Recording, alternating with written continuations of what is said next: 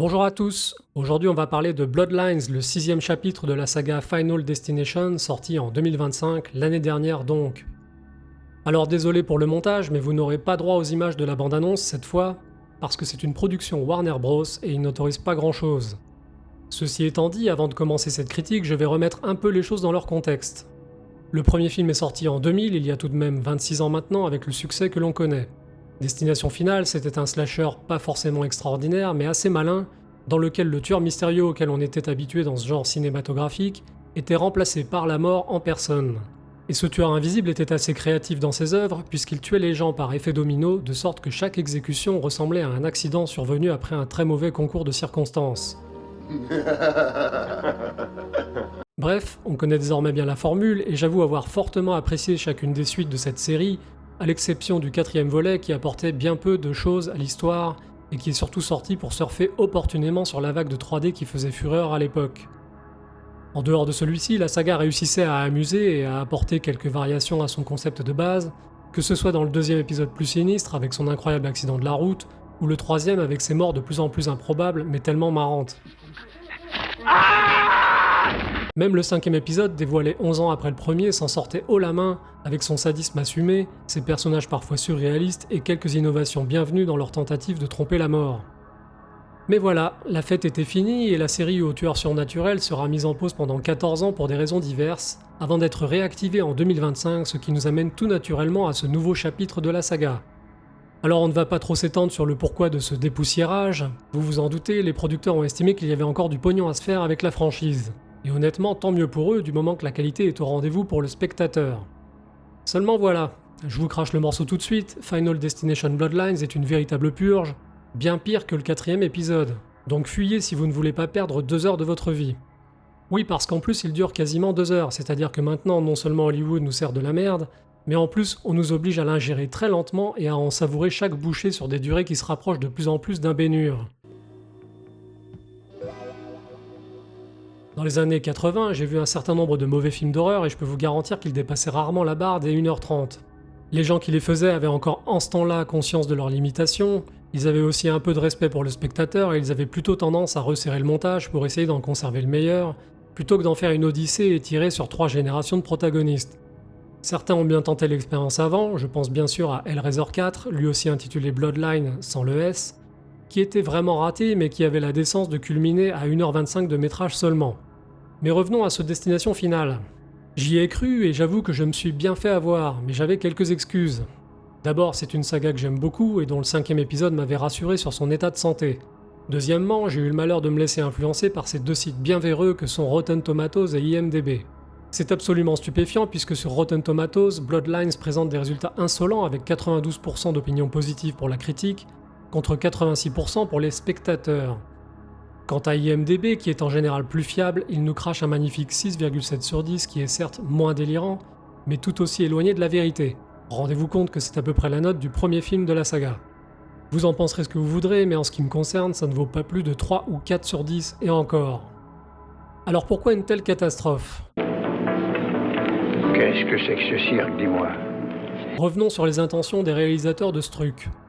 Au-delà de leur besoin de faire de l'argent, ils voulaient, je cite, faire le film pour une nouvelle génération. Et ils ajoutent que c'était difficile mais excitant d'ajuster le film pour 2 types d'audiences différentes. Ils font du en même temps, en somme, ça devrait vous rappeler les méthodes de quelqu'un et les résultats spectaculaires qui vont avec. Regarde tout ce bordel de merde. Le résultat des courses, c'est que le film est apparemment bien toléré par la nouvelle génération, très peu regardante sur la qualité de ce qu'on lui donne à bouffer, et parfaitement indigeste pour les fans de la saga dont une bonne partie, comme moi j'imagine, ne supportent pas qu'on se foute de leur gueule. Parce qu'à la base, on ne demande pas grand-chose. La formule des destinations finales est plutôt simple, c'est une grosse catastrophe évitée au début, quelques phobies, un groupe de survivants bien ou mal assortis entre eux, des morts créatives, quelques séquences gore, éventuellement une touche d'humour, et par là-dessus, un plan pour que nos héros tentent d'échapper à leur destin.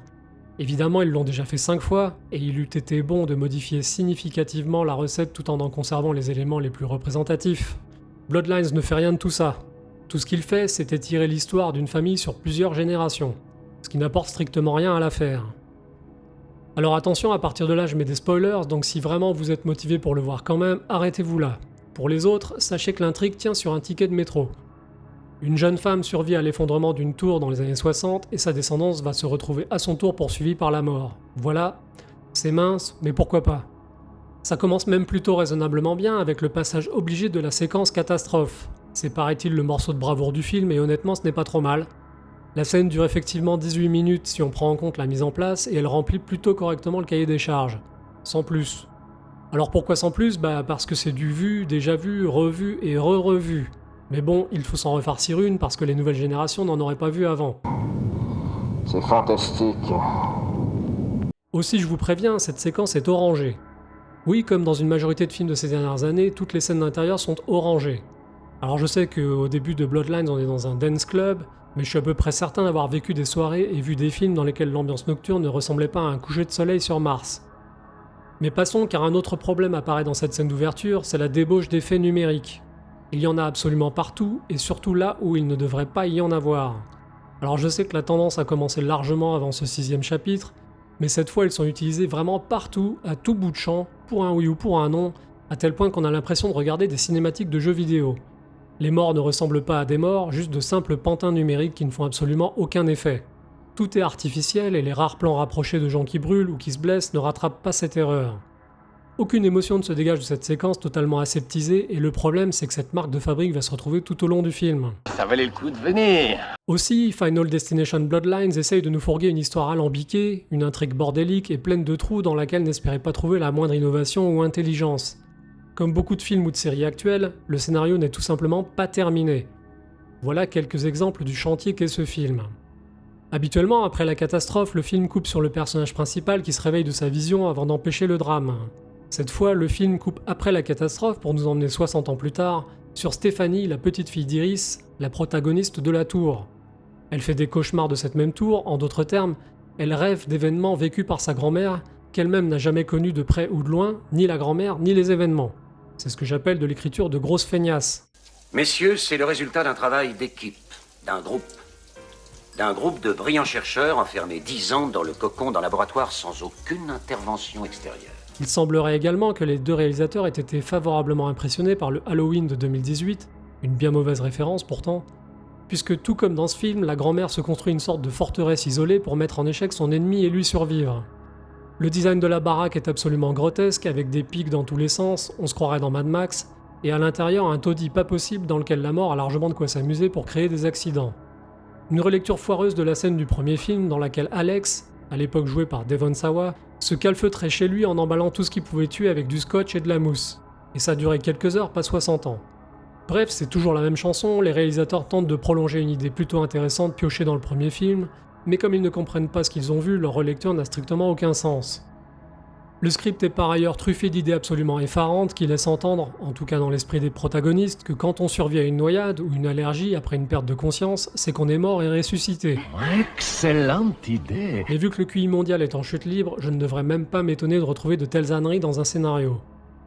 Le casting quant à lui est plus que discutable, surtout quand j'ai découvert la fameuse Stéphanie, jouée par une certaine Kathleen Santaruana, une des actrices les plus anti-charismatiques que j'ai jamais vues, dont le jeu consiste exclusivement à ribouler des yeux à s'en faire exploser les orbites.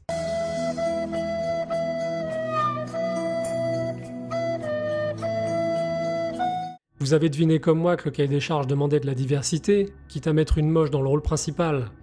Je vous laisse savourer le contraste avec Ali Larter pour rigoler un peu. Et ce n'est pas la seule qui pose problème. Franchement, on veut voir mourir tous les personnages dès le début, ce qui n'est pas tout à fait normal. Leurs dialogues sont crétinoïdes et ils sont tous plus cons et antipathiques les uns que les autres, quitte à représenter avec une certaine précision un échantillon un peu trop large de la population actuelle. Sans être exhaustif, on y trouve un père peureux, un cousin blond peureux et effacé, une cousine blonde un peu stupide, un adulte qui trouve que 3 morts en 48 heures c'est insuffisant pour croire à ces histoires de surnaturel, et ils sont à peine contrebalancés par le dénommé Eric, un cousin tatoueur déconstruit bardé de piercing, qui lui par contre est tellement excessif et détestable qu'il finit par en devenir le seul personnage intéressant de tout le film. Il s'inscrit parfaitement dans la mouvance des portraits hauts en couleur de la saga.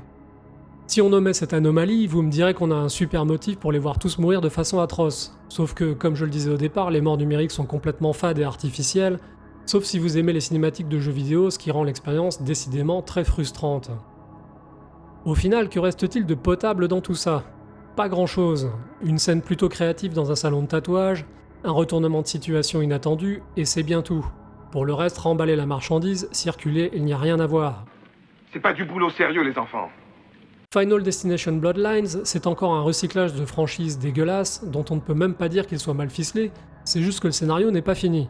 C'est dans l'air du temps, un peu comme les logiciels pleins de trous qui déboulent sur le marché, sauf que là, pour les mises à jour, vous pouvez toujours courir. À ce tarif-là, je vous souhaite bien du plaisir devant cette infâme tambouille. Si c'est pour se farcir des effets numériques foireux, un script répétitif, des formules éculées et une absence totale de tension, merci mais non merci comme on dit. C'est de la merde. J'en ferai peut-être bondir certains, mais sans faire de révisionnisme, je préfère largement le 4ème épisode de la franchise, qui était pourtant mauvais, mais qui avait le mérite de ressembler à un film, pas à une succession de scènes sans queue ni tête. Enfin, impossible de terminer sans mentionner la dernière apparition de Tony Todd, qui est loué de tous les côtés comme un magnifique hommage et un moment profondément émouvant du film.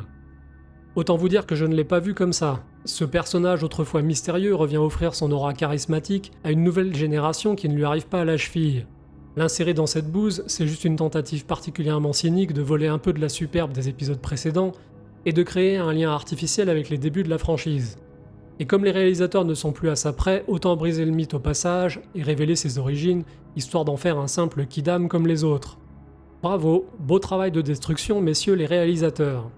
Je conclurai en vous disant que Bloodlines est l'un des films les plus lucratifs de 2025, on en tomberait de sa chaise, et ma petite voix me disait qu'on allait avoir un avenir bien sombre en matière de cinéma. Mais ça, on ne va pas tarder à le savoir. Sur ce, je vous dis à bientôt pour une nouvelle critique. J'aimerais tellement m'abonner à Cinéblast. Ouais, abonne-toi. C'est super.